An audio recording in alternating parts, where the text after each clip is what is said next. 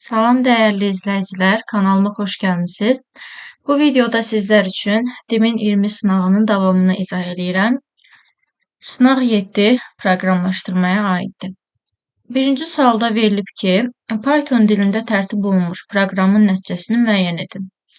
A4, B5 verilib. C də A ilə B-nin cəminə bərabərdir, yəni 9-a. Və B bərabərdir A vuraq C verilib. A-nın qiyməti 4-dür, C-nin qiyməti isə 9-dur. Üstəgəl A-nın C-yə bölünməsindən alınan qalıb. 4-ün 9-a bölünməsindən alınan qalıb. Bu eləyir 36 plus 4, yəni 40. Və B yeni qiyməti alıbsa, əvvəlki qiyməti unudur. A-nı yeni qiymətini aldıqda isə B-nin qiymətindən C-ni çıxırıq. Alırıq 31. A yeni qiymət alıbsa, o da əvvəlki qiymətini unudur. Və yeni qiymətləri toplayırıq. A 31-dir, C 9-dur, deməli B də 40-dır. Bu da eləyir 80. Olur 1-ə D variantı. 2-də verilib ki, ixtiyari n natural ədədi üçün Python dilində tərtib olunmuş proqramın nəyi çıxışa verdiyini müəyyənləşdirin. Təyinatlı sual olduğuna görə n-ə özümüzdən bir qiymət verib. Çox vaxtı bu tip, yəni belə deyək, proqramlarda 3 rəqəmli ədəd vermək daha münasibdir ki, yəni proqramın təyinatı açıq görünsün. Həmçinin rəqəmləri müxtəlif vermək daha yaxşı olar. S bərabər n-i 10-a böləndə qalıb. Burada n-i 10-a böləndə qalıb 5 qalır. N-i 10-a böləndə tam hissə isə 34 düşür. İndi dövrü icra eləsək, 34 fərqlidirmi 0-dan? Bəli. Və şərt verib ki, əgər n-i, yəni 34-ü 10-a böləndə alınan qalıq, yəni 4, kiçikdirsə s-dən, yəni 5-dən, onda s-i hesabla. Bəli, şərt ödənir deyə s-i hesablasaq, n-i 10-a böləndə alınan qalığı tapacağıq. N-i də 10-a böləndə qalıq düşəcək 4. İndi n-i 10-a böləndə tam hissə, 34-ü 10-a böləndə tam hissə düşür 3. Buradan geri qayıdır əvvələ.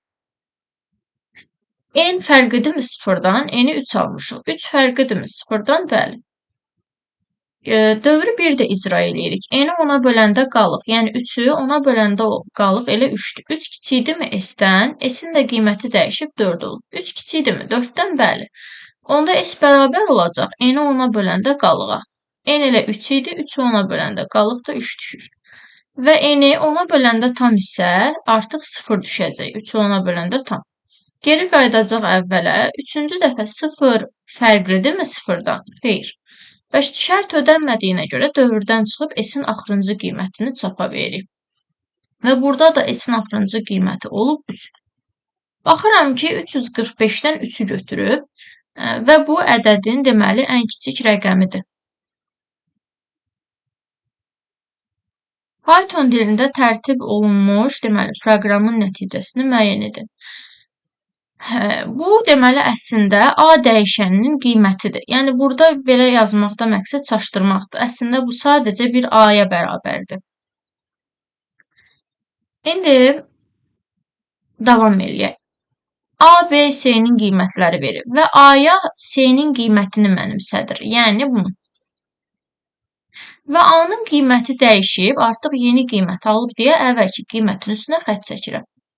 C-yə isə B-nin qiyməti mənimsədilib. B-nin də qiyməti dırnaqda 3 dənə C-yə bərabərdir. C də yeni qiymət aldığı üçün əvvəlki qiymətin üstünə xətt çəkirəm. İndi C-ni, A-nı və B-ni ardıcıl çap etməlidir. C-nin qiyməti elə 3 dənə C-yə bərabərdir, hələ ki bunlar. Sonra A-nın qiyməti isə 3 dənə D-yə bərabərdir, artıq tapıldı cavab. Və B-nin qiyməti də elə 3 dənə C olaraq qalır. Olur 3-ə B bəndi. Python dilində tərtib olunmuş proqramın nəticəsini müəyyən edin. Deməli, məhz bilirik ki, riyazi kitabxanadır və əvvəldə riyazi kitabxananı daxil edib ki, biz kökaltı funksiyadan istifadə edə bilək. Bunu riyazi düstur şəklində göstərsək, 5 plus kök altında x verilib. Və fikir versək, bu isə mötərizəyə alınıb bütöv formada. Bunu mötərizəyə alıram və bölüb ABS də bilirik ki, moduldur. Yəni, x çıx 4-ün moduluna. Daha sonra isə vurub bunu 3-ə. Yəni, belə bir əslində riyazi bir düstur alınır. Hesablasaq, x-in yerinə 1 qoysaq, 5 üstəgəl kök altında 1-dən elə 1 çıxır. Məxrəcdə isə 1 çıx 4 -3-ü verir, amma modulda -3-dən müsbət 3 çıxacaq. Burada da 6-nı 3-ə böləndə 2 ya da ixtisar aparaq ilə qalır 6. Və int y də bizə elə 6-nı verir. Olur 4-də A bəndi. Y dəyişəninin qiymətinə uyğun ifadəni müəyyənləşdirin. Məhz pi. Pi bilirik ki, riyaziyyatda bildiyimiz bax bu pi'dir. Yəni biz düsturda bundan istifadə edə bilək deyə onu funksiya kimi daxil edirik. Deməli, bunu qeyd eləyəcəyik pi ilə.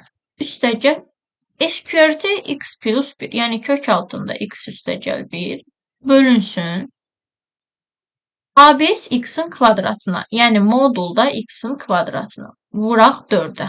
Yəni belə bir ifadə alınmalıdır.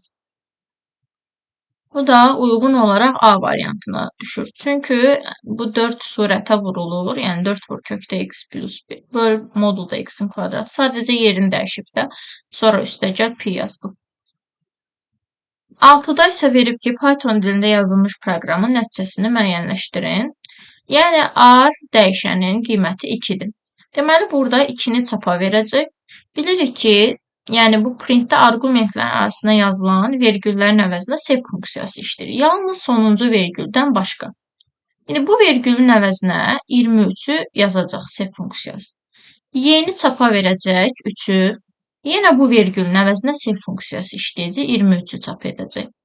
İndi bu ikisini, bu iki dəyişənin qiymətini cəmləyir. Yəni 2 plus 3 5-i çapa verir. Artıq axırıncı vergülün yerində sep işləmir. Ona görə 23 yazmayacaq. 2, 23. Deməli 3, 23, 5 olur 6-da A variantı. 7-də isə verilib ki, Python dilində yazılmış proqramın icrası zamanı x və y dəyişənlərinin hər biri üçün 14 qiyməti daxil edilərsə, ekranda əks olunacaq qiyməti tap. X bərabərdirmi y-ə?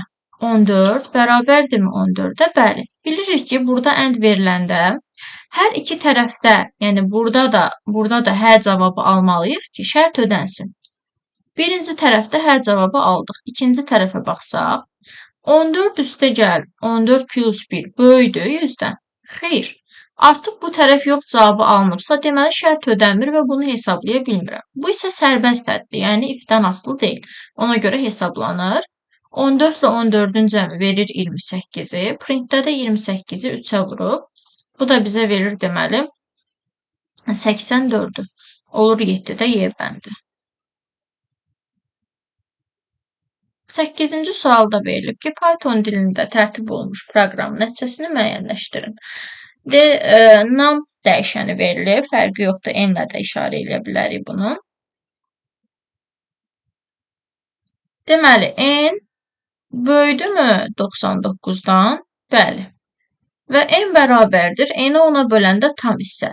Tam hissə deyəndə axırıncı bir dənə rəqəmi atırıq da. 34, 56, 78. Sonra s bərabərdir. S plus, yəni 0 üstəgəl. N-in ona bölünməsindən alınan qalıb. N dəyişib artıq bu qiyməti alıb. Bunu da ona böləndə qalıb 8 düşür. Alıram s-i, hələ ki 8. Geri qayıdır əvvələ.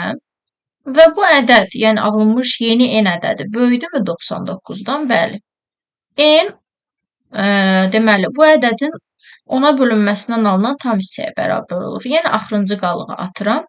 S də bərabər olur. S plus, yəni 8 üstəgəl. N-in ona bölünməsindən alınan qalıq. Ona böləndə qalıq da düşür 7. Alırıq 15. Və fikir versək, bu ədədin, yəni proqram rəqəmlərini götürür, cəmləyir. Birinci 8-i götürdü, sonra 7-ni götürdü. 9-u götürmədi, çünki əvvəldə bu 9-u atmışdıq. Yəni, bu ədədi ona böləndə tam hissəni götürdü. Ondan sonra rəqəmləri cəmlədi. Yəni, bundan başqa hansıları cəmləyəcək? 8-i götürüb, 7-ni götürüb. Və burada şərti belə qoyub ki, n böyüdür 99 olanda, yəni bu şərt ödənməyəndə dövrdən çıxmalıdır. Və fikir versək, bir-bir ataraq gedir də rəqəmləri n, axırdan rəqəmləri bir-bir ataraq azalır.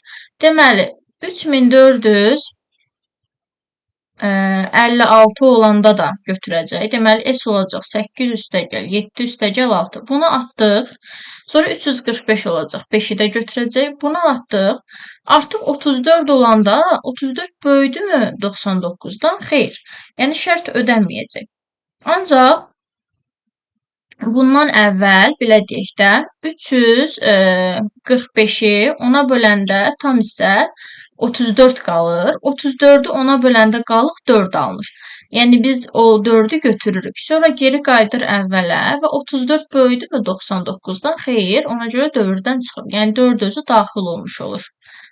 Və beləliklə, deməli, bu ədədin birinci ilə axırıncı rəqəmindən başqa qalan rəqəmlərini cəmləmiş oluruq. Bunların da cəmini tapanda alırıq, deməli, 30 olur 8-də Y variantı.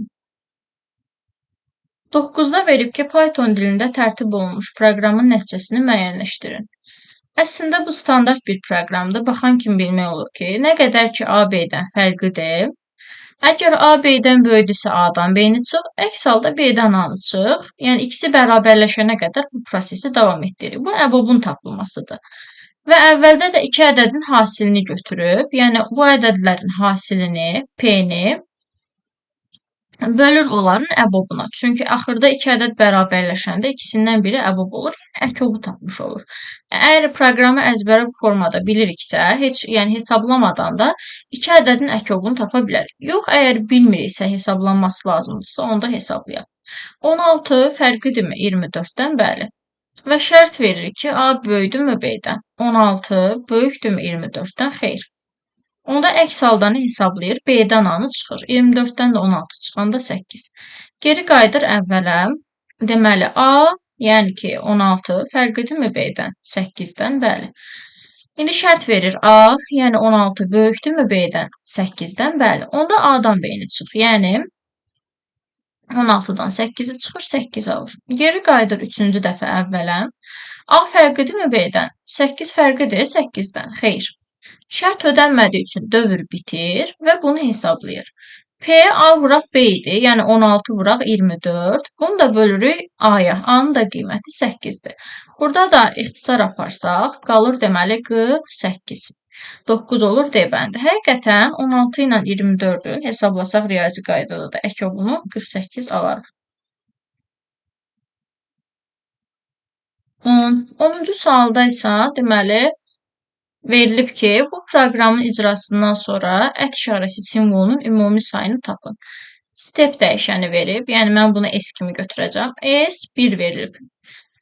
Deməli, 1 kiçikdirmi 8-dən? Bəli. Onda S bərabərdir S plus 3, yəni 1 plus 3 alırıq 4. Və ət işarəsini bir dəfə çapa verdim. Bunu belə sayı ilə yazacağım. Çünki burada 3, 2 dənə olan yerlər də var. Yazıram bir dənə, yəni ət işarəsi. İndi şərt verir ki, S böyüdümü 5-dən? Yəni 4 böyüdümü 5-dən? Xeyr. Əks halda elif var, yəni o biri şərti yoxlayıram.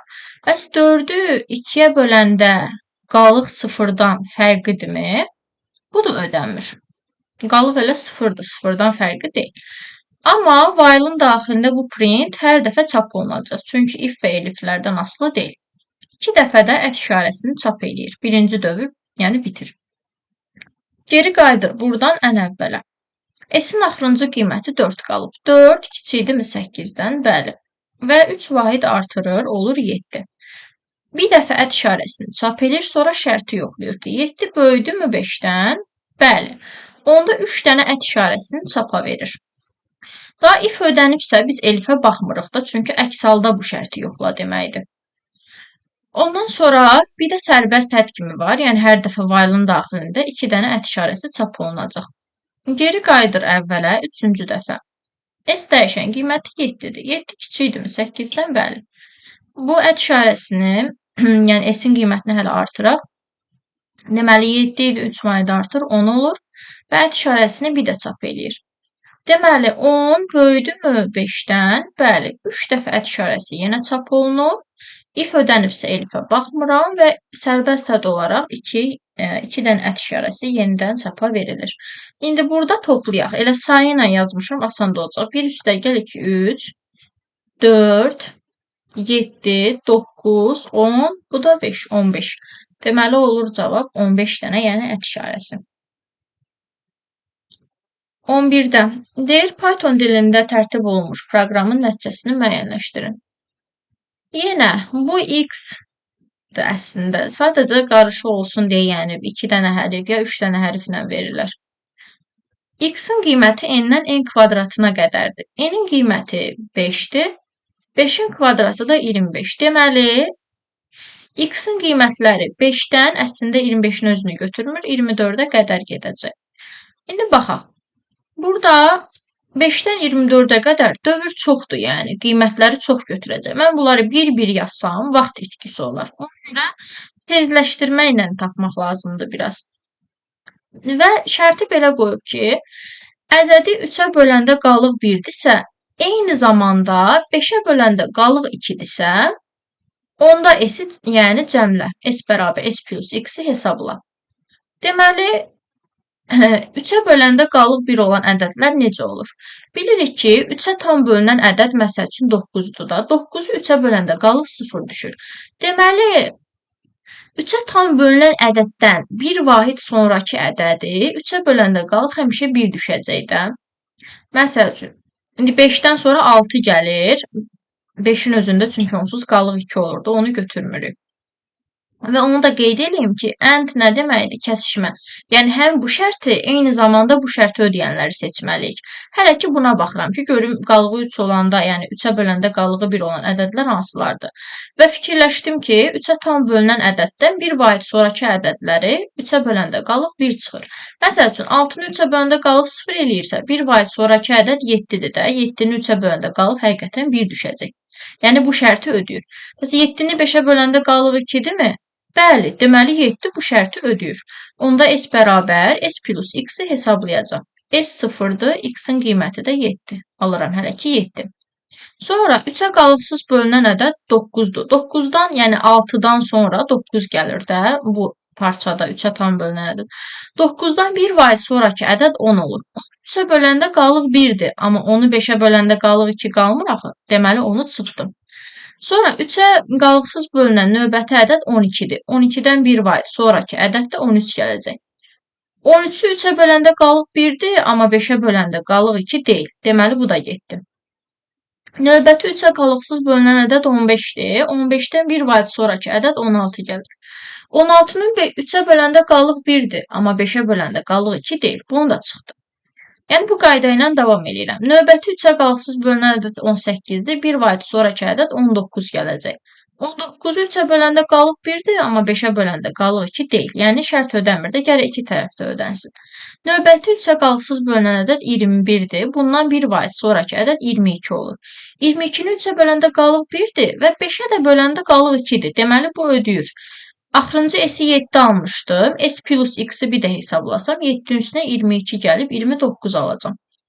Və bundan sonra artıq 3-ə bölünən ədəd 24-dür. Yəni 24-dən sadəcə bir vahid sonraki ədədi götürə bilmir. Və bitir, yəni s-in axırıncı qiyməti elə 29 olur.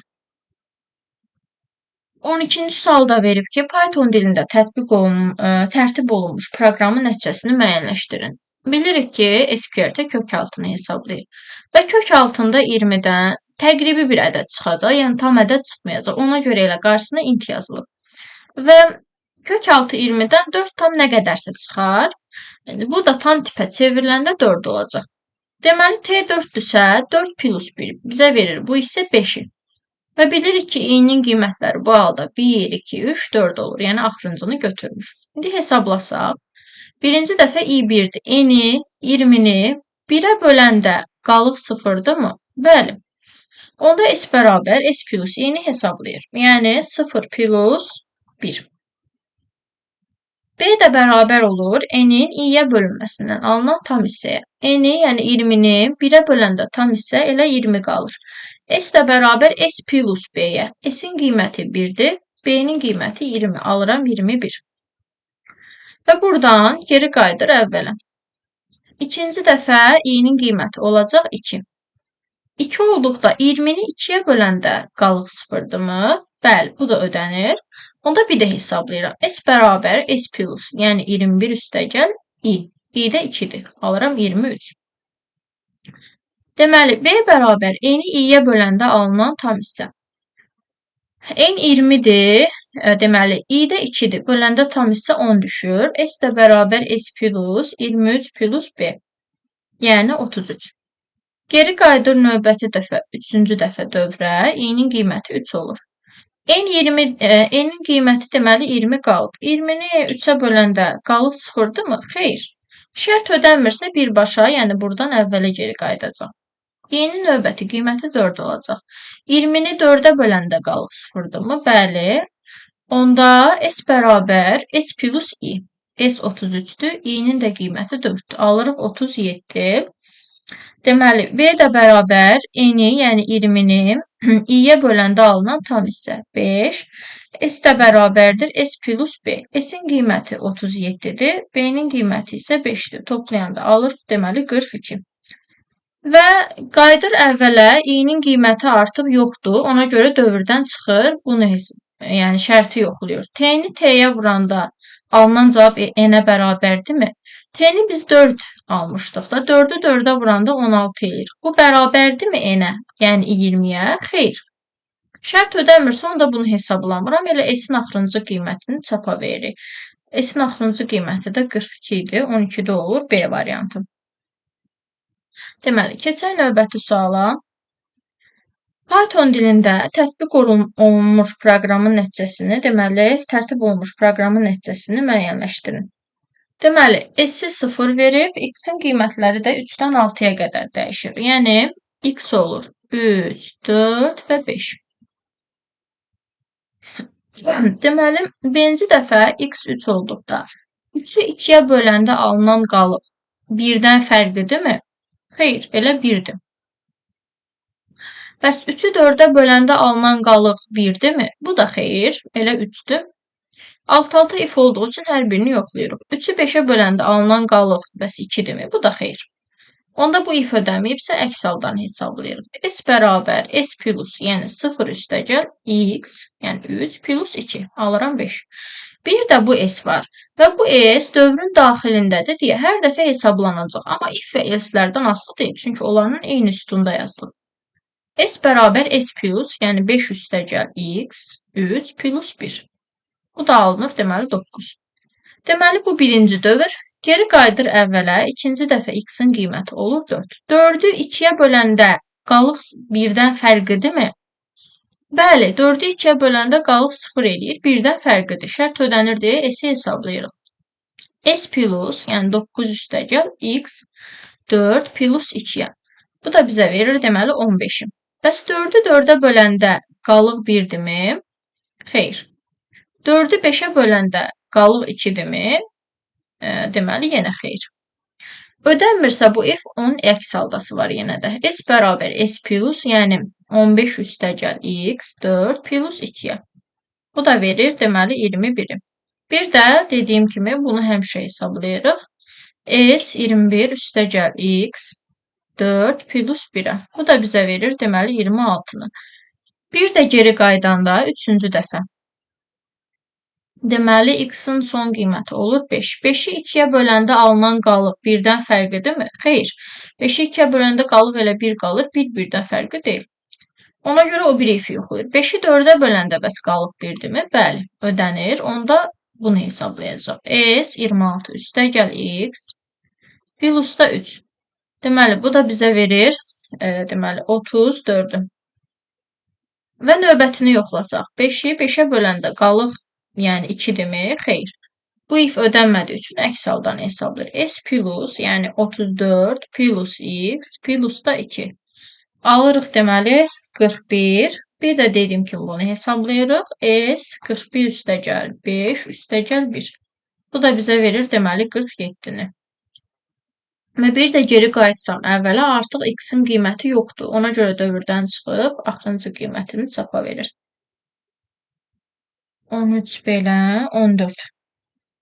Proqram icra edilərkən klaviaturadan deməli 7 ədədi daxil edilərsə, hansı qiymət ekranda çap olunmaz? Ekrana yəni əks olunmaz. Deməli, z-in qiymətləri 2-dən n plus 1-ə qədərdir. N üçün 7 daxil edilibsə, 7 plus 1 burada alıram 8. Yəni, z-in qiymətləri 2, 3, 4, 5, 6, 7 olur. Birinci dəfə z deməli 2 olduqda r bərabər a plus b-ni hesablayır. 1 plus 1, 2 alıb. A bərabər olub b-yə və b-nin qiyməti 1-dir. B isə r-ə bərabər olub, yəni 2-yə. Və print r-i çapa verib. R-in də qiyməti 2-dir. Geri qayıdıb əvvələ. Daha sonra z-in növbəti qiyməti olub 3. Və r bərabər olub a plus b-yə. Yəni, r hər dəfə a ilə b-nin cəminə bərabər eləyir. A ilə b-nin cəmi də 2 plus 1, 3 olur. A b-nin qiymətini götürür bu dəfə. B də r-in qiymətini götürür 3-ü. Və r-i yenə çapa verir, olub 3. Əslində, bu mənə elə Fibonacci ardıcıllığını xatırladır ki, yəni 1, 1, 2, 3, 5, 8, hansı ki, bu formada davam edir. Yəni, hər yeni ədəd özündən əvvəlki 2 ədədin cəminə bərabər olarsa, Fibonacci ardıcılığı olacaq. Və burada r 1 ilə 1-in cəmini götürüb 2 alıb. A, sonra deməli, bu A, bu B-dir də. Sonra A, B-nin qiymətinə bərabər olub. B də R-in qiymətinə bərabər olub ki, növbəti R-i tapanda bunu ilə bunu cəmləyib 3 alsın. Sonra yenə gedir, bu A olur. B də R-in qiymətini götürür. İndi A ilə B-ni toplayıb R-in yeni qiyməti alır. Yəni, bu qayda ilə belə davam eləyəcək. Hara kimi? Və baxıram ki, 1, 2, 3, 4, 5, 6 dəfə dövr gedir. Deməli, 1 plus 1, 2-ni aldım. Bu birinci dövr. Sonra ikinci dövrdə 3 alınacaq. Üçüncü dövrdə 5 alınacaq. Dördüncü dövrdə 8 alınacaq. Beşinci dövrdə 5 plus 8, 13 alınacaq. Altıncı dövrdə 21 alınacaq. Və salam, 6 dəfə dövr gedəcək. Bundan o tərəfə artıq qiymət alına bilməz. Və baxıram ki, ancaq r-in qiymətlərini çapa verir, baxın. Yəni, r-in qiyməti 2, 3, 5, 8, 13 və bunlar bu ədədlərdən 21, yəni bu ədədlərdən 34 yoxdur, yəni bu sırada. Ona görə 34-ü çap etməyəcək. Sonra növbəti misalda verilib ki, proqramın icrasından sonra hansı simvol əks olunmaz? Deməli, iç-içə if-də verib, alt-alta öz aralarında alt-alta if-də verib, hesablayaq. L 1-dir. 1 bərabərdirmi 1-ə? Bəli, onda print nidanı çapa verir. 1-i 2-yə böləndə qalıq 1-dirmi? Bəli, onda diyez işarəsində çapa verir. 1-i 4-ə böləndə alınan tam hissə bərabərdirmi 0-a? Bəli, onda dollar işarəsində çapa verir. Bəs 1 böyüdümü mənfi 1-dən? Bəli, onda qalığı çapa verir. Da faiz işarəsində daha doğrusu çapa verir. Əgər if ödənibsə, mən onda elifə baxmayacam axı. Deməli, onda burada yazılan bu bərabərlik işarəsi çap olunmayacaq.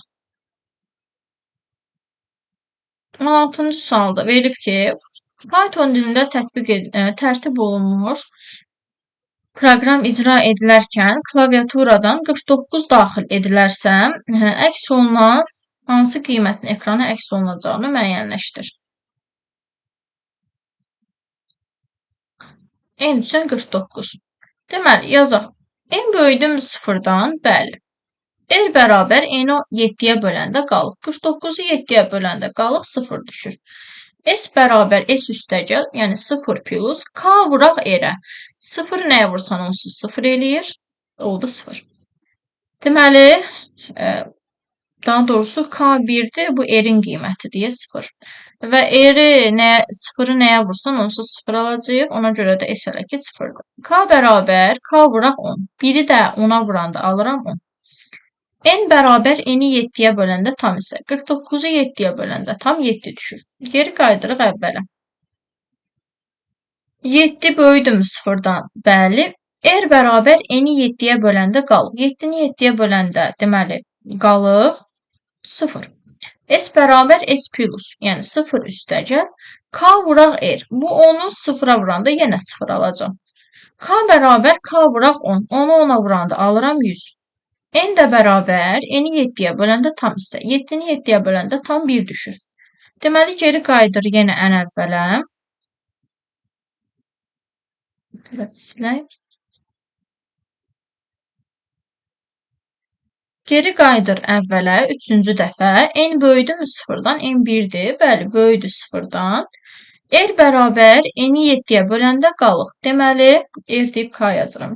R bərabər N-i 7-yə böləndə qalıq. 1-i 7-yə böləndə qalıq elə 1 qalır. S bərabər S plus, yəni 0 plus K vuraq R. K 100-dür, R də 1-dir. Alırıq S-i 100. K bərabər K vur 10. 100-ü bir də 10-a vuranda alırıq 1000. N də bərabər N-i 7-yə böləndə tam. 1-i 7-yə böləndə tam hissə 0 düşür. Bir də geri qayıtsaq artıq şərt ödənmir. Çünki 0 böyüdümü 0-dan xeyr. Dövrdən çıxıb S-in axırıncı qiymətini çapa verir. Yəni 100-ü. 17-ci sualda verib ki, N dəyişəninin daxil olunmuş hansı ən kiçik qiymətində proqram 6 ədədini çıxışa verər. Burada baxırıq ki, S-in qiyməti 0-dır və axırda S-in qiyməti çap olunacaq. Yəni 6 ədədini çapa verəcək. Dövrlərin sayını buradan tapa bilərəm. 0-ın üstünə 2 gəlib 2 alır. Sonra növbəti dəfə 2-nin üstünə 2 gəlib 4 alır. Bir də üstünə 2 gəlib 6 alır. Deməli, neçə dəfə dövr gedib? 3 dəfə. 3 dəfə dövr gedibsə, 3 dəfə bu isə təkrarlanacaq. Və N-i hər dəfə 2-yə vurub. 2-ni 3 dəfə öz-özünə vursam, 2 üstü 3, yəni 8 alacaq. Yəni N burada 8-ə vurulub. Dövrün sonunda bu alınacaq. İndi N-ə hansısa bir qiymət verib, 3 dəfə dövr eləyib, yəni nəticə etibarilə 8-ə vurmuş olur da. Belə bir qiymət alır və bu şərti ödəməməlidir ki, dövrdən çıxsın. Deyir, hansı ən kiçik qiymətində, yəni N-in dövrdən çıxar.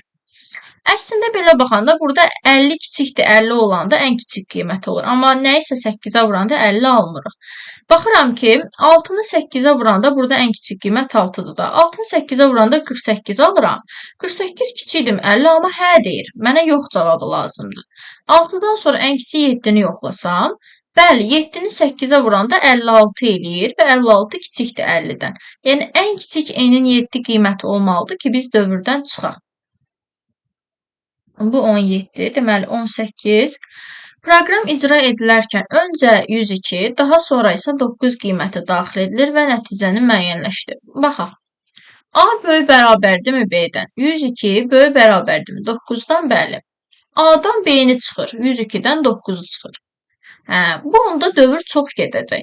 Çünki 102-dən 9-u çıxacaq, böyük bir ədəd yenə alacaq. Geri qayıdacaq əvvələ. Bu ədəd böyük bərabərdirmi 9-dan? Bəli, yenə 9 çıxacaq. Bu nə qədər davam eləyər? Biz bunu yazsaq, yəni uzun gedər. Fikir versək, B dəyişmir də, B ancaq 9 qalır, yəni. Ancaq dəyişən A-dır. Yəni mən 102-dən 9 çıxacam, yenə 9 çıxacam, yenə 9 və s. nə qədər gedir bu?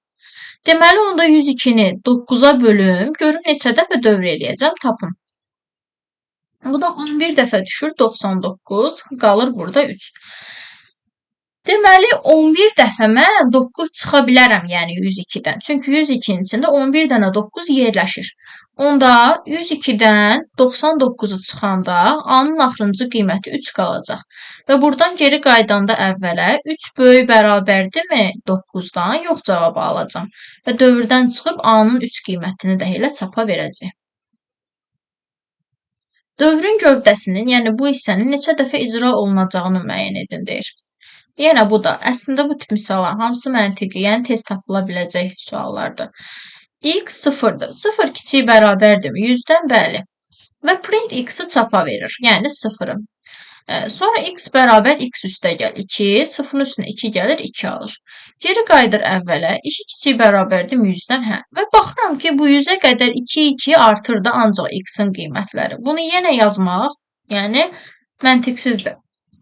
0-ın üstünə 2 gələrək 100-ə qədər dövr eləyirəm. Nə qədər gedəcək, yəni neçə dəfə bura icra olunacaq? Onda bu 100-ü bölərəm 2-yə, alaram 50. Sadəcə fikirləşirim ki, 50 yoxsa 51, yəni 51-ci dəfə gedəcəkmi? Bunu necə tapmaq olar? 100-ü silin, bura yazın 4. 4 olanda neçə dəfə icra olunursa, 100 olanda da o qədər icra olunacaq. Gəlin baxaq. Deməli, print x vermişik. 0 kiçik bərabərdirmi? 4-dən hə, print x-i çapa verir. Heç bu bizə lazım deyil. Bizə buranın neçə dəfə icra edildiyini soruşur. X bərabər x üstəgəl 2 alıram 2. İkinci dəfə 2 kiçik bərabərdirmi? 4-dən hə, yenə print x və x-i 2 vayda artırır 4 alır. 4 kiçik bərabərdirmi? 4-dən hə, yenə print x və x bu dəfə 6 olur. Növbəti dəfə 6 kiçik bərabərdirmi? 4-dən yox. Neçə dəfə bu hissəni yəni təkrar elədik? 1, 2, 3. Mən bura 4 yazanda, bayaq 100-ü 2-yə bölüb 50 almışdım. İndi 4-ü də 2-yə böləndə 2 alıram.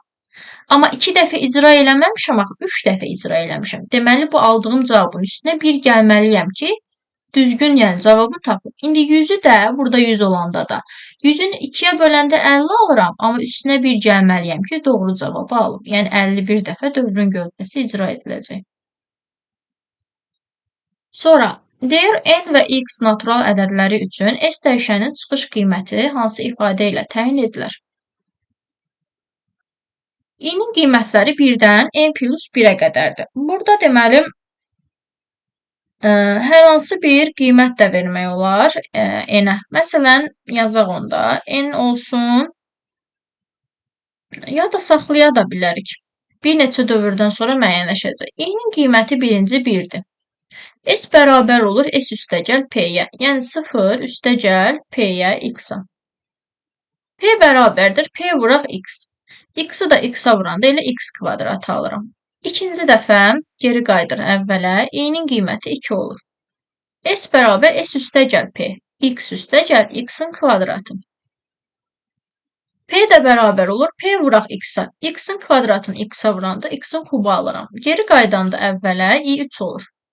S bərabər olur. X, yəni S plus P-yə. X plus x-in kvadratı üstəgəl P də x-in kubudur. P bu dəfə olur x üstü 4 və fikir verirəm ki, yəni hər dəfə x-a vurur, P-nin qiyməti onun s-in üstünə gəlir. X üstü 1, x üstü 2, x üstü 3 və s. hara qədər gedəcək? Axırıncı n olur da, deməli x üstü n-ə qədər. Olur deməli 20-də cavab C variantı. Klaviaturadan daxil ediləcək n sayda natural ədədin hasilini hesablayan proqram üçün sual işarələrinin əvəzinə nə yazılmalıdır? Birincisi, burada fikir versək, i kiçik bərabərdir n yazın. N məsəl üçün olsun 100 və yaxud 50 fərqi yoxdur. Yəni deyir 100 dənə ədədin hasilini tapmaq lazımdır. Burada dövrlərin sayı i ilə ifadə olunur. I 1-dirsə, deməli 1-1 i artmalıdır. I plus 1-lə ki, yəni 100-ə qədər dövr geçsin. I plus 1 olan variantlar da deməli C variantıdır. Amma birinci I plus 1 yazıla bilməz. İkinci yazmalıyıq da. Nəyisə daxil edək ki, ya yaxud nəyisə cəmləyək ki, hasilidir. Nəyisə hasilini tapım ki, ondan sonra yəni i-ni 1 vaid artırım. Bunları, bunu çıxdım, bunu çıxdım. Yaxşı, bu da qalsın hələ ki, ola bilər götürərik. Qoy bunu saxlayaq.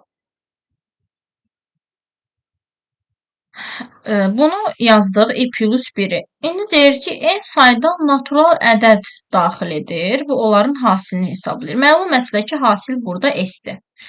S vuraq olmalıdır. Hamısında var. İndi bu S vuraq i olmaz. Çünki bu ardıcıl ədədlərin hasilini hesablayır. Bizə isə n sayda deyir. Fərqi nədir?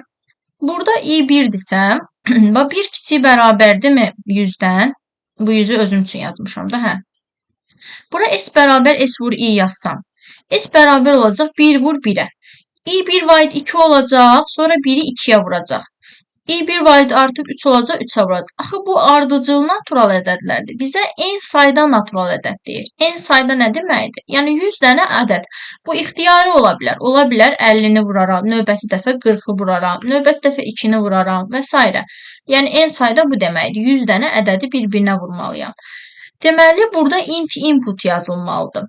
Məsəl üçün normalda belə yazırıq da, bundan əvvəl bir dənə x bərabər int input verilir. Sonra s bərabər s vur x. Məsəl üçün x-ə 50 daxil eləyirəmsə, s bərabər olur 1 vur 50-yə.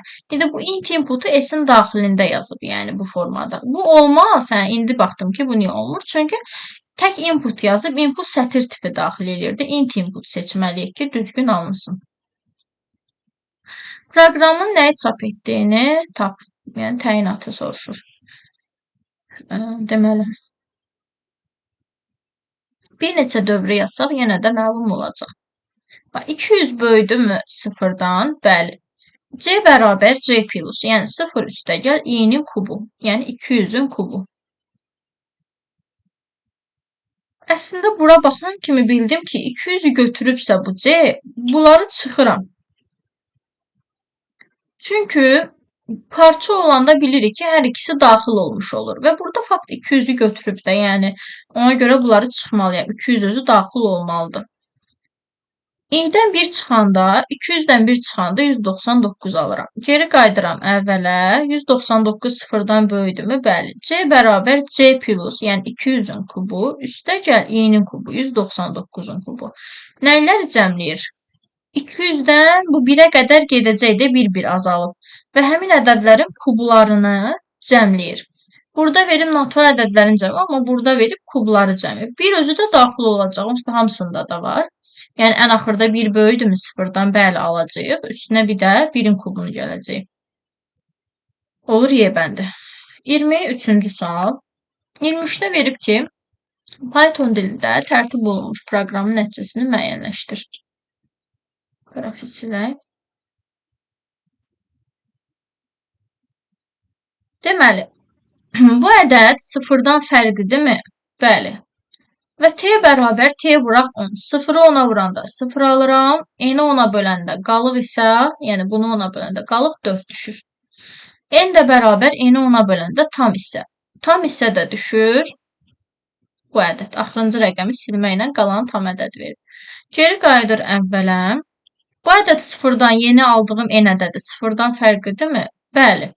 T bərabər T vuraq 10. 4-ü 10-a vuranda 40 alıram. Üstünə də n-in 10-a bölünməsindən alınan qalığı gəlirəm. 3221-i də 10-a böləndə qalıq 1 düşür. Alıram T-ni 41.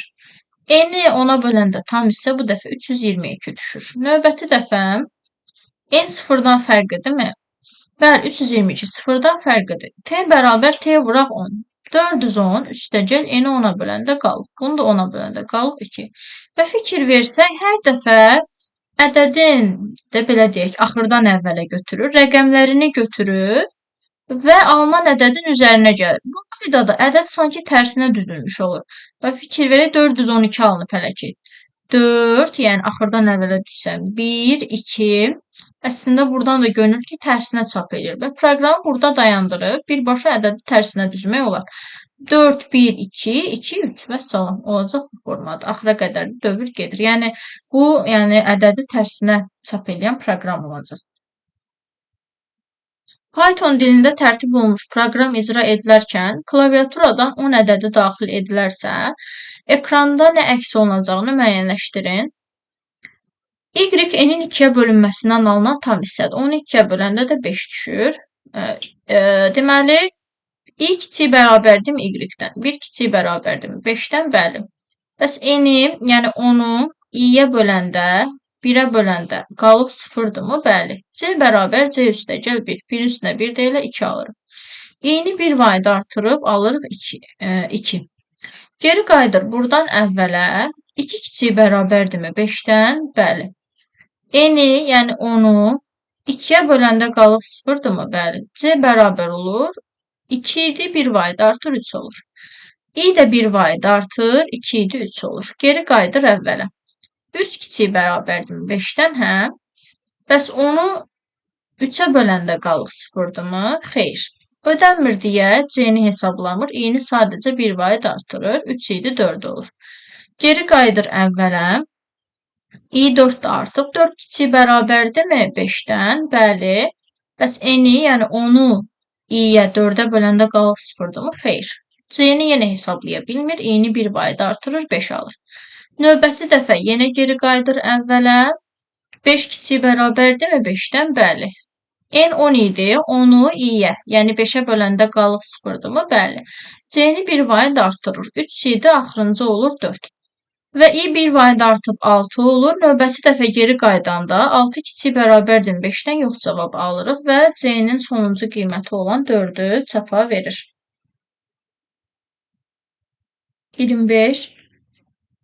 S dəyişəninin klaviaturadan daxil ediləcək hansı qiymətində proqram çıxışa 105 ədədini verər. Yəni S-in axırıncı qiyməti 105 olmalıdır.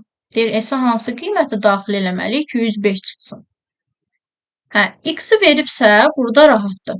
X-in ilkin qiyməti 1-dir və fikir versək, 1-i hər dəfə 4 vaid artırır və X-in o qiymətlərini 2-yə vuraraq S-də cəmləyir.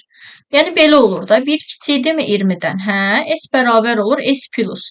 İndi S-in ilkin qiyməti bilmirəm neçədir. S üstəgəl 2 vurulsun 1.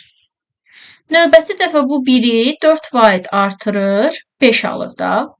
Sonra gəlir S üstəgəl, yəni bu üstəgəl 2 vuraq X-a. 2 vuraq 5-ə yəni. Bu X-i yenə 4 vaid artırır, 5 üstəgəl 4, 9 alır. Və sonra yenə 2-ni 9-a vurub, yəni S-in üstünə gəlir. Hara kimi gedir? Yəni, burada 4 artırsam, 9-un üstünə 4 gəlsəm, 13 yenə şərti ödəyir. Ona görə üstəgəl 2 vur 13 yenə yazacam. Sonra 13-ün üstünə bir də 4 gəlsəm, 17 də bu şərti ödəyir. 2 vur 17 yazacam, amma artıq növbəti ödəməyəcək. Çünki 17 üstəgəl 4, 21 eləyir, amma 21 bu şərti ödəmir. Və buradan 2-ni mötərizə xaricinə çıxarsam, 2 vuraq 1 plus 5 plus 9 plus 13 plus 17 alıram. Və bu, yəni ən axırda nəyə bərabər olub? 105-ə. S üstəgəl, buranı hesablasam alıram, deməli, 17, 30, deməli, 40, 45. Deməli, 45-i də 2-yə vuranda 90. S üstəgəl 90 bərabər 105-dirsə, deməli, S-in ilkin qiyməti onda 15 olur. Olur cavab 15 elə. 26. 26-cı sualda verib ki, tərtib edilmiş proqram bu verilmiş ədədlərin hər biri üçün, yəni icra edilərsə, yes ifadəsi ekranda neçə dəfə əks olunur? Bir dənəsinin üstündə hesablasaq, əslində məntiqini tutacaq. Məntiqi tutandan sonra qalanları üçün hesablamağa gərək yoxdur. Məsəl üçün, n-ə daxil edilsin bu ədəd. İndi şərti yoxlayaq. Deyir, L, yəni 0 fərqlidirmi 1-dən və n böyüdürmü 0-dan? Və bilirik ki, n dolanda hər iki tərəf hə olmalıdır ki, şərt ödənsin. Bir tərəfdə yox cavabı aldıqsa, yəni artıq şərt ödənmir, yəni dövrdən çıxacaq. İndi R bərabərdir, n-i 10-a böləndə qalıq. Bunu 10-a böləndə qalıq düşür 3. N də bərabər, n-i 10-a böləndə tam hissə. Tam hissə olanda axırıncı qalığı atsam, qalır bu. İndi şərt verib ki, R-i 2-yə böləndə qalıq 0-dırmı? Yəni 3-ü 2-yə böləndə qalıq 0-dırmı? Xeyr. Onda geri qayıdır əvvələ. L hələ də 0-dır da, yəni 0 fərqlidirmi 1-dən? Bəli. Və n böyüdürmü 0-dan? Bəli. Şərt ödənir. R bərabər n-i 10-a böləndə qalığı hesablayıram. Bunu 10-a böləndə qalıq 2 qalır. Tam hissə isə 101 düşür. Bəs deməli, R-i, yəni 2-ni 2-yə böləndə qalıq 0-dırmı? Bəli. Bu nəyi göstərir? Yəni cüt olmağını. Və baxıram ki, R burada nəyi ifadə edir? Məndə verilən ədəd buydu da. R bir dəfə 3-ü götürdü, növbəti dəfə 2-ni götürdü. Və burada mənə məlum olur ki, R burada verilmiş ədədin rəqəmlərini hər dəfə götürəcək. Rəqəmlərin içərisindən cütləri istəyir ki, şərt ödənsin. Və var bir dənə 2. Cüt olanda görək nəyi götürür? Deyir, L-i 1-ə bərabər götür. L 1 olur və geri qayıdır əvvələ. Üçüncü dəfə şərti bir də yoxlayırıq. L, yəni 1 fərqlidirmi 1-dən? Xeyr. 1-dən fərqli deyil və bayaq da dedim ki, hər iki tərəfdə hə cavabı olanda şərt ödən. Artıq mən burada yox cavabı almışamsa, dövrdən çıxıram. Bütöv dövrdən çıxır, gəlir şərti yoxlayır.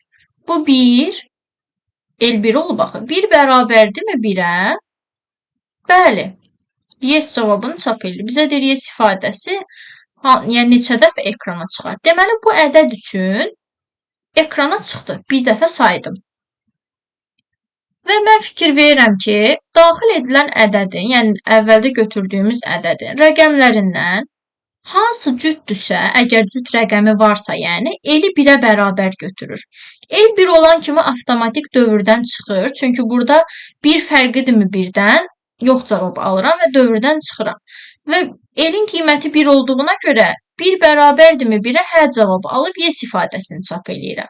Və buradan da anlayıram ki, hansı ədədlərdə cüt rəqəm varsa, onda yes ifadəsi çap olunacaq. Biri deməli bu, biri bu. Bu olmayacaq, cüt rəqəmi yoxdur. Biri bu, biri bu və bunda da yoxdur. Deməli, neçə dəfə yes ifadəsi çap olunar? 3 dəfə. Uyğunluğu müəyyən edin. Birincidə bu mötərizələrə fikir verin. 2 üstü yazılıb da, 2 üstü. 2-nin də kubu yazıb. Amma bunu mötərizəyə alıb ki, yəni bu formada götürüm. 2 üstü 10-da 8 olur. Bu da 256-nı verir. Biri olur C bəndi. Növbətidə isə 2-nin kvadratını mötərizəyə alıb. Bunun üstü 3 verib. Bu da 2 üstü 6, yəni 64'ü verir. 2 olur A.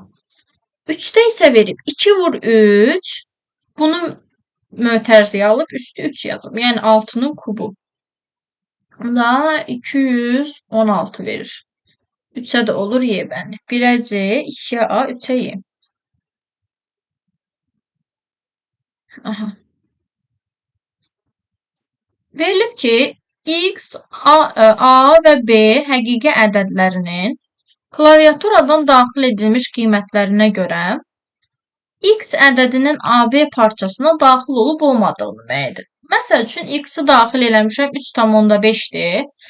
A-nı daxil eləmişəm 2,1-dir. Məsələn, yazmışam. B-ni də daxil eləmişəm 5,2. Həqiqi ədədlərdir də. 3,5 bu aralığa daxildirmi? Bəli, bunu mən necə müəyyənləşdirdim? Əgər bu ədəd, yəni A-dan böyükdürsə və yaxud A-ya bərabər də ola bilər, çünki parça kimi verib də. Yəni A-dan böyük bərabərdirsə və yaxud da B-dən kiçik bərabərdirsə, deməli bura daxildir. Yəni əslində çox sadədir. Və burada həqiqi ədəd dediyinə görə float input yazacağıq. Float input, yəni həqiqi ədəd daxil edirik. Eyni ilə A və B-ni də bu qaydada yazırıq. Float input. Çünki üçü də həqiqi ədəddir. Və bundan sonra da şərti formada qoyacağım ki, float input yazmadım. Input. Əgər şərt verirəm, X böyükdür, bərabərdirsə A-dan, and bilirik ki, kəsişmədir. Yəni, həm bu tərəf, həm də bu tərəf ödənərsə şərt doğru sayılır. Yəni, X böyük bərabərdirsə A-dan və eyni zamanda X kiçikdir bərabərdirsə B-dən, yəni onda bu parçaya daxil olmuş olur.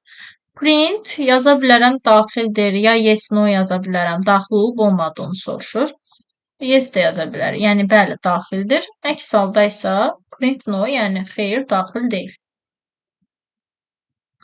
Olur bu formadan. Sonra növbəti klaviaturadan daxil ediləcək n ədədi yazaq. N bərabərdir int input. Ədədinin hər hansı bir ədədin, bunu silim, radiatı. Deməli, hər hansı bir ədədin faktoriyalı olub olmadığını müəyyən edən proqramı Python dilində yaz. Məsələn, n-i 24 daxil eləyib və bəli sözü çap olunub. Çünki 24 4 faktorialdır da, yəni hər hansı bir ədədi faktoriyalıdır. N-i 34 daxil eləyəndə xeyir sözü çap eləyib. Çünki 34 hər hansı bir ədədin faktoriyalı deyil. Və fikirləşirəm ki, faktoriyalı necə tapıram? Yəni, hər dəfə bir vaid artırmaqla ədədi, yəni özündən əvvəlkilərə vururam. Məsəl üçün 1-dir, sonra bu 1-i artırıram, 1 vaid 2 vururam özündən əvvəlkinə. 1 vur, 2 vur, 3 vur, belə gedir də, yəni faktorial. Və əgər bu faktorial həmin ədədə qədər, yəni çatanda, ədədin özünə bərabər olursa, yəni şərti belə qoymalıyam. Deməli, həmin ədədin hər hansı bir ədədin deyək də, yəni faktorial ola bilər. Və bilirik ki, faktorial hasil olduğuna görə əvvəldə hasil üçün qiyməti 1 götürürük. Mən burada dövrlərin sayını bilmirəm, yəni neçə dəfə dövr eləyəcəm. Ona görə şərtli dövrdən istifadə edirəm.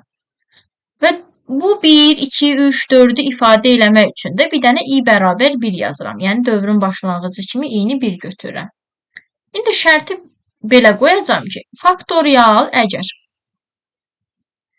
n-dən kiçikdirsə, dövrdən çıxsın. Yəni n-ə qədər dövr getsin. Məsəl üçün n-i daxil eləmişəm 24. Bu faktorial belə hasili hesablayıb 24 alanda 24 kiçikdirmi 24-dən yox deyib dövrdən çıxsın. Əgər ikisi də 24-dürsə, deməli onda düzdür də. Yəni n hər hansı bir ədədin faktorialıdır. Əgər n-i 34 daxil eləmişəmsə, yenə ödənir də. Məsəl üçün 24 kiçikdirmi 34-dən? Hə cavabı alır, faktorialı bir də hesablayır. Yəni bir də 5-ə vurur, 120 alır. 120 kiçikdir 34-dən yox, fikir versə bir-birinə bərabər deyil. Yəni həqiqətən də 34 heç bir ədədin faktorialı olmur. Ona görə də yəni şərti bu formada qoydum. İndi davam eləyək və faktorialı da tapmaq üçün bura yazıram. F bərabər F vurulsun i.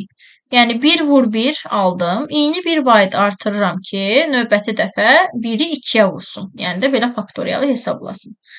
İndi bu qaydada hesablayır. Məsəl üçün f-i tutaq ki da n-i məsəl üçün daxil eləmişəm 24. F də hesablayır. 4 faktoriala gəlib çatanda 24 olanda burada. 24 kiçikdirmi 24-dən yox cavabı alıb dövrdən çıxıram. Və baxıram ki, f 24-dür, n-i də 24 daxil eləmişəm. Əgər bu ikisi dövrdən çıxandan sonra şərti verirəm. Bir-birinə bərabərdirsə, f n-ə bərabərdirsə, yazıram print bəli. Yəni, bəli, həqiqətən də n hər hansı bir ədədə faktorialdır. Əks halda isə verirəm print no. Və yaxud xeyr, əslində buradakıları yazsaq daha doğru olar. Print xeyr. Amma n 34 olanda və fikir verək 24 kiçikdirmi 34-dən ödənir şərt. F-i hesablayır 24-ü bu dəfə 5-ə vurur 120 alır da faktorialı. Növbəti dəfə 120 kiçikdirmi 34-dən yox cavabı alır. 120 bərabərdir, yəni 34-də xeyr. Ona görə əks haldan çapa verir. Yəni xeyr sözünə həqiqətən də heç bir ədədi faktorialı olmuş. Olur bu formada. Sonra 30-cu sualda verib ki, klaviaturadan daxil ediləcək n natural ədədinin, yenə də yazırıq, n bərabərdir int m. Bu ədədin bütün rəqəmlərinin tək olub-olmadığını müəyyən edən proqram qrupu. Ədədin rəqəmlərini götürmək üçün ən yaxşı üsul while-la həmin rəqəmlərin, yəni ədədin ona bölünməsinə alınan qalığı götürməkdir. Məsələn, ədəd belədir də. Bu ədədi ona böləndə qalıq nə düşür? 2. Və mən buradan ona böləndə tam hissəni ayırsam, axırıncı rəqəmi itirirəm. Yenə bu ədədi ona böləndə qalıq 7 alacam, yəni ədədin növbəti rəqəmini. Yenə ona böləndə tam hissəni götürsəm 345 düşəcək. Yenə ona böləndə qalığı götürsəm o biri rəqəmi götürürəm. Ona böləndə tam hissəni ayırsam bunu itirirəm. Bunu ona böləndə qalıq olsa 4, ona böləndə tam hissə 3. Bunu ona böləndə qalıq 3, tam hissə artıq 0 qalır. Deməli, tam hissə 0 qalana kimi mən dövr eləyirəm. Və şərti belə verirəm ki, nə qədər ki, bu n ədədi 0-dan böyükdür, həmin bu n-in ona bölünməsindən alınan qalığı götür. Bu qalıq ədədin rəqəmləri olmuş olur. Fikir verin, hər dəfə n-i ona böləndə alınan qalıqlar ədədin rəqəmləridir. Və mən hər dəfə nə etdim? Axırıncı qalığı, yəni rəqəmi silmək üçün bunun ona bölünməsindən alınan tam hissəni ayırdım. Çünki növbəti dəfə dövrə qaydanda axırıncı rəqəm gedəcək, ədəd elə ki, bir mərtəbə azalacaq da. İndi bizə deyir ki, bütün rəqəmlərinin tək olub-olmadığını yoxla. Ədədin rəqəmi əgər k-dırsa, şərti belə qoyuram ki, əgər k-nı 2-yə böləndə qalıq 1-dirsə, yəni ədədin rəqəmi təkdirsə və burada belə bir şey fikirləşirəm ki, yəni bütün rəqəmlərin tək olub-olmadığını nətər yoxlayım. Məsəl üçün 3, 7, 5, 2 ya da 1 olsun. Burada bütün rəqəmlər təkdir. Bu rəqəmləri k-lardır da. Bunları saysan, yəni bura bir dənə s bərabər 0 yazsam, s bərabər s plus 1-lə. Ədədin tək rəqəmlərini sayacaq. Yəni, hər dəfə ədədin rəqəmi tək olanda s-i 1 vaid artıracaq. S də 0 idi, 1-1 artacaq, ədədin tək rəqəmlərini sayacaq, 4 alacaq. Və ədədin bütün rəqəmlərinin sayını da belə götürə bilərəm. Burada yazaram bir dənə. C bərabərdir. Ya da əvvəldə yazmalıyam, çünki n dəyişir. Bax, bu hissədə əslində vergüllə yazılmamalıdır alt-alta. C bərabərdir sətir n yazıram. Bu ədədi ən əvvəldən sətir tipinə çevirsəm, yəni məsəl üçün 3751-dirsə, dırnaqda 3751 olur. Bütün rəqəmlərinin sayını onda buradan necə ala bilərəm? Len-lə. Çünki len bütün rəqəmləri, yəni bütün simvolları sayır. Və burada şərt qoyuram ki, əgər yəni dövr bitib də artıq S-i sayıb bütün tək rəqəmlərini. Əgər len deməli C bərabərdirsə bu S-ə, print yes, əks halda print no.